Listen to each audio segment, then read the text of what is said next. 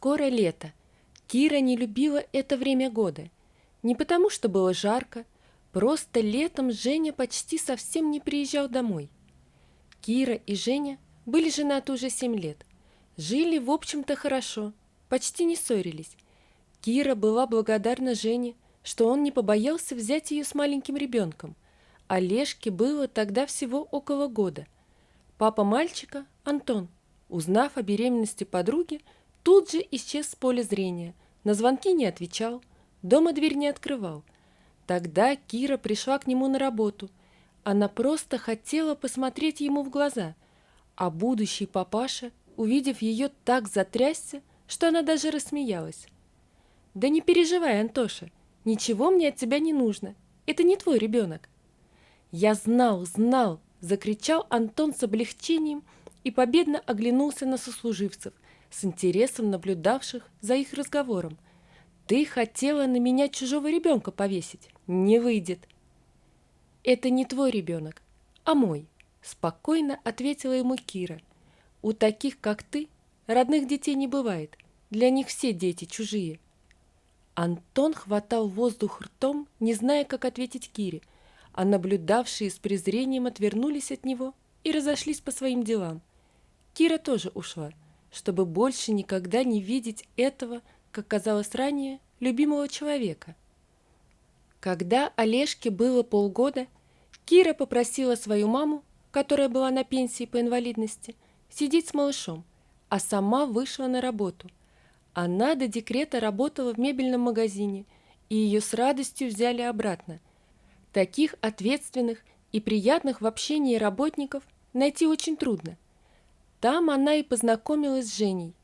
Он привозил в их магазин мебель с фабрики. Кира сразу рассказала Жене о сыне.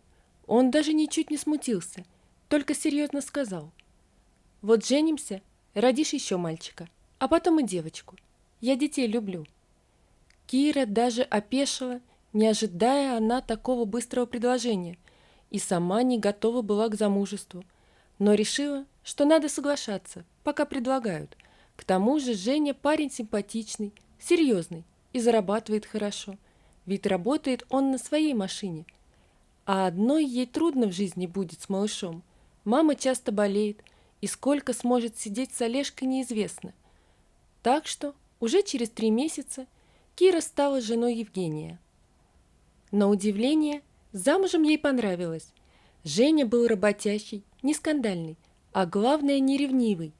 Но Кира и не давала ему поводов для ревности.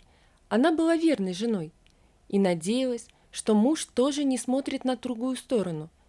Когда она однажды спросила мужа, не изменяет ли он ей, он засмеялся и ответил, что если она растолстеет и будет ходить дома в старом рваном халате, тогда он подумает над этим.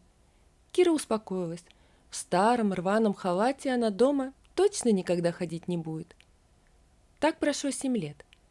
Женя за это время купил другой грузовик. Теперь он ездил по всей стране, перевозил разные грузы. Зарабатывал хорошо, но дома бывал мало.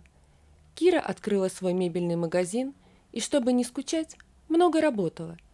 Олежке было уже 8 лет.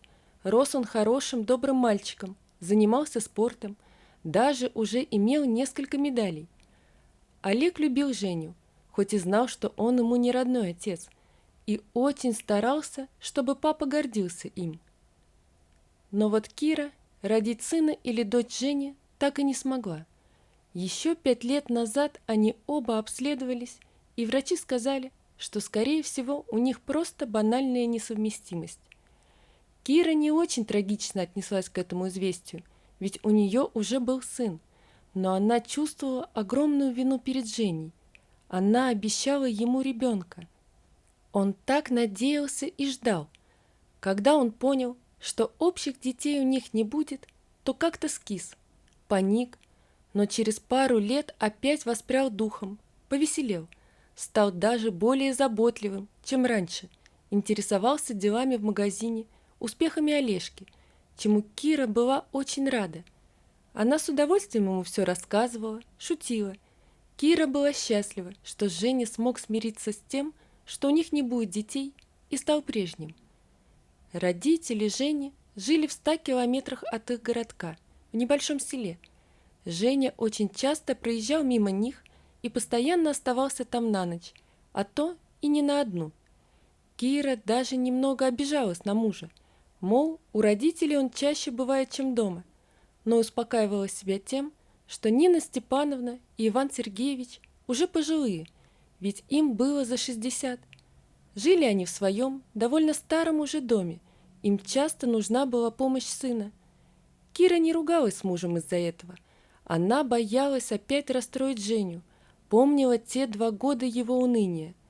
После стольких лет, прожитых вместе, Кира была не только благодарна мужу, она его любила, по-настоящему, всей душой, и даже представить себе не могла, что они могли бы расстаться. Ей было тяжело жить так, в постоянной разлуке, но ради Жени она была готова на все. В тот майский вечер Кира почувствовала какую-то тревогу. Она не понимала, чем это могло быть вызвано. Может, мыслями о том, что летом Женя почти не приезжает домой, а она стала тяжелее переносить его отсутствие? Кира набрала номер мужа по сотовому. «Женечка, ты где сейчас? У родителей? А почему голос такой? Что-то случилось? Но я же только спросила. Извини, если обидела. Пока». Кира смотрела на потухший экран телефона и чуть не плакала. Муж никогда не разговаривал с ней так грубо, как сегодня. А ведь она только и спросила, почему у него такой грустный голос. Кира не знала, что делать. Она металась по дому, потом не выдержала. На своей машине отвезла Олежку к бабушке, а сама поехала в село, где жили родители Жени. Приехала Кира туда поздно вечером. Грузовика мужа около дома уже не было. Она очень огорчилась. Зря проехала такое расстояние, но все же постучала в дом. Нина Степановна очень удивилась, почему-то смутилась, но гостеприимно распахнула дверь. Потом накрыла на стол, и они сели пить чай. Иван Сергеевич уже спал, поэтому они не шумели и тихо разговаривали. Кира хотела было рассказать свекрови о своей тревоге, как вдруг из комнаты вышла маленькая заспанная девочка лет 3, очень похожая на Ивана Сергеевича и Женю. Девочка терла глаза, хныкала и звала маму. Нина Степановна тут же вскочила и подхватила девочку на руки, стала убаюкивать ее, ласково напевая простую песенку. Кира удивилась, откуда здесь ребенок, дождалась, пока свекровь уложит малышку, и спросила об этом. «Это дочка нашей родственницы, Люды», – торопливо ответила Нина Степановна. «Она погибла несколько дней назад. Кроме нас у нее никого нет. Вот мы и забрали Катеньку». «Вы хотите ее оставить у себя?» – сочувственно спросила Кира. «Не тяжело вам будет? Все-таки она еще совсем маленькая. И где ее папа?» Свекровь что-то хотела ответить, но тут вышел из спальни Иван Сергеевич. Видимо, его разбудила Катя. Свекор увидел Киру и замер в дверях. Кира подошла и поцеловала его в щеку. «Вы уж извините, что мы вас разбудили. Катюшка просыпалась. Она такая хорошенькая. Жалко ее маму. Вы молодцы, что не бросили малышку. Но я говорю маме, тяжело вам с ней будет. Не молоденькие вы уже». Иван Сергеевич как-то странно посмотрел на жену, а Нина Степановна поспешила объяснить. «Я рассказала Кирочке, что Люда, наша родственница, погибла. Вот мы и забрали Катеньку к себе». Иван Сергеевич ничего не ответил, молча кивнул Кире, почему-то махнул рукой и ушел обратно в свою спальню. Кира подумала, что свекор расстроен смертью Люды, поэтому не обратила внимания на все это. Она повернулась к Нине Степановне. «Мама, я сегодня у вас останусь ночевать. Можно я посплю в комнате с Катюшкой? Присмотрю за ней. Хорошо?» Свекровь помялась, но кивнула. Всю ночь Кира не спала. Она смотрела на спящую девочку, тихонько гладила ее по светлым волосикам и уже знала, что завтра скажет мужу и его родителям. Приняв решение, Кира уже под утро заснула. Проснулась она от того, что кто-то на нее смотрит. Резко открыв глаза, она увидела стоявшего рядом с ее кроватью мужа. Он смотрел на Киру и спящую рядом с ней малышку, смотрел напряженно и с каким-то страхом. «Женечка!» — с мольбой улыбнулась Кира. «Давай ее заберем. Пожалуйста, я смогу ее воспитать, правда». Женя резко отвернулся и вышел из спальни. Кира быстро оделась и побежала за ним. Нашла она его во дворе. Он сидел на скамейке под старой березой, и на глазах его были слезы. «Прости меня», — тихо сказал он Кире, когда она присела с ним рядом. «Прости». «За что?» — удивилась Кира. «Ты не хочешь ее забирать? Я понимаю, что ты хотел своего ребенка, но не получилось у нас. Значит, судьба такая. А Катенька на тебя даже похожа. Она будет нам самая родная, вот увидишь». Женя закрыл глаза и скрипнул зубами. «Она похожа на меня, потому что она моя дочь», — выкрикнул он. «Прости, я люблю тебя, правда. Это и было всего один раз, глупо и случайно.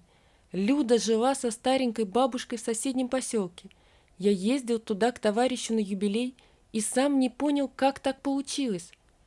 Потом Люда сказала, что беременна, и твердо решила родить ребенка. Сказала, что я все равно буду ее мужем. Я ей ответил, что на ребенка согласен, буду помогать, но с тобой никогда не разведусь. Я ее не любил». Женя тяжело вздохнул, не поворачиваясь к Кире. Он боялся посмотреть ей в глаза и продолжил. «Мои родители знали о Кате, осуждали, конечно, меня, ведь они очень тебя любят, но уже что сделано, то сделано. А тут Люда. Она не умерла. Просто позавчера она привезла Катеньку сюда с вещами и нотариально оформленным отказом от дочери в пользу меня. Видите ли, она выходит замуж за иностранца и вести с собой ребенка не хочет. Да и вообще, она и не нужна, раз я не согласился жениться на ней. А я не знал, что делать. Тебе признаться боялся. Родители уже пожилые. Катю могут оставить со мной, только если ты согласишься на ее удочерение. Я узнавал». Кира была в шоке. Она ничего не ответила Жене. Встала, медленно пошла в дом, зашла в комнату к спящей Катеньке и присела рядом с девочкой. Ей хотелось ненавидеть малышку. Она искала в ее хорошеньком личике чужие черты лица, но видела только схожесть с Женей, родным, любимым Женей. Кира тихо заплакала. Она закрыла лицо ладонями, слышала, как слезы текут сквозь пальцы, но не вытирала их, будто надеялась на то, что они смоют ее обиду. Вдруг она почувствовала теплое прикосновение к своей руке. Кира убрала ладони и увидела, что девочка смотрит на нее огромными синими глазками и улыбается. «Не плачь, я же не плачу. Давай я тебе косичку заплету». Кира и правда перестала плакать. Она представила, как Катюшка сидит на казенной кроватке в детском доме, плачет, но никто не обращает на нее внимания. Передернула плечами, быстро вытерла слезы и мягко обняла малышку. «А давай лучше я тебя расчешу. Косички я пока заплетать не умею, но обязательно научусь». Вскоре по решению суда Кира и Женя удочерили Катю. Олежка был очень рад сестренке. Он сказал, что будет ее защищать, ведь теперь он старший брат. Женя перестал ездить по рейсам. Он и Кира вместе занялись магазином и вскоре открыли еще один. Кира, конечно, не смогла забыть измену мужа, но простила его и никогда не упрекала. Она видела, как искренне он чувствовал свою вину. В конце декабря Кира с Катюшкой пришли домой с новогоднего утренника. Катя была счастлива, потому что Дед Мороз подарил ей большую коробку конфет. Она подбежала к папе, обняла его и громким шепотом сказала: «Папочка, знаешь, что я попросила у Деда Мороза? Еще одного братика, ну или сестричку». Женя испуганно посмотрела на Киру и ответил дочери: «Малыш, он не сможет выполнить твое желание, Попроси что-нибудь другое». «Но почему не сможет?» Хитро улыбнулась Кира. «Разве можно отказать такой замечательной девочке?» Женя замер, глядя на жену, а она засмеялась и кивнула. Когда Олежка пришел с тренировки, он увидел, что папа, счастливо смеясь, кружит маму на руках по комнате, а сестренка, вся измазанная шоколадом, сидит на диване и пожимает плечиками. Мальчик сел рядом с Катюшкой, взял у нее конфету и сказал: «Классные у нас родители, правда, сестренка?» Вот такая история, друзья. Напишите, пожалуйста, что вы думаете об этой истории. Не забудьте подписаться на канал и поставить лайк. Всего вам доброго. До свидания.